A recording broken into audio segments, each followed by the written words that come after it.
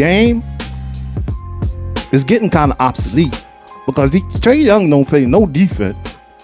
Yeah, he can score a little bit. Yeah, he can pass the ball a little bit, but he's a little too little. You know, Trae Young is somebody who, you know, Atlanta, they gave him the ball and he did all right. When you got the ball and you can score, you're going to make things happen because you got the ball in your hand all the time.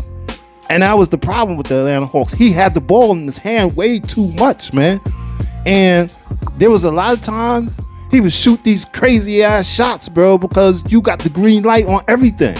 And he thinking in his mind, he's some kind of Steph Curry. Bro, you're not Steph Curry. You hitting like 29% of out of them fucking them long ass half court threes that you throwing up. You know what I mean? But nevertheless, they was rocking out with him because he did have games where he did his thing. But like I said, if you have the ball in your hand majority of the time and you can score, you're going to make things happen. You're going to have a 40-point game here, a 50-point game there. But are you making your team better? The Atlanta Hawks weren't getting any better. They had decent records, man. They went out and they put up some decent records, man. But they never got nowhere. They was always third, fourth, fifth. Usually they fifth, sixth. They wasn't going nowhere with Trae. Now you got them young boys that they went out and they got the Daniels and all them young boys that they got. You know what I mean? Them boys can ball. Atlanta is an up and coming team, and they're not there yet. There's two teams that's up and coming. The other one is the Hornets. People sleeping on the Hornets, but the Hornets got a good fucking young nucleus of players over there. And they really getting hot right now.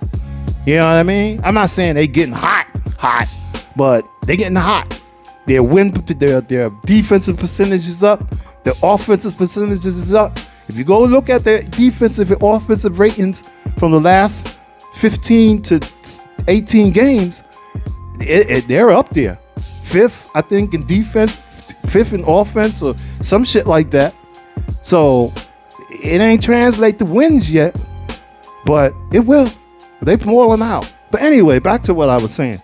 So Trae Young, I see him getting traded. Atlanta Hawks should just get what they can for Trae Young. Honestly, they'd be better off without him. They'd be much better off without Trae Young. Because Trae Young is just holding back your young boys. And he's really not doing anything for your team. Now, if he wanted to take a role of coming off the bench, which I knew he probably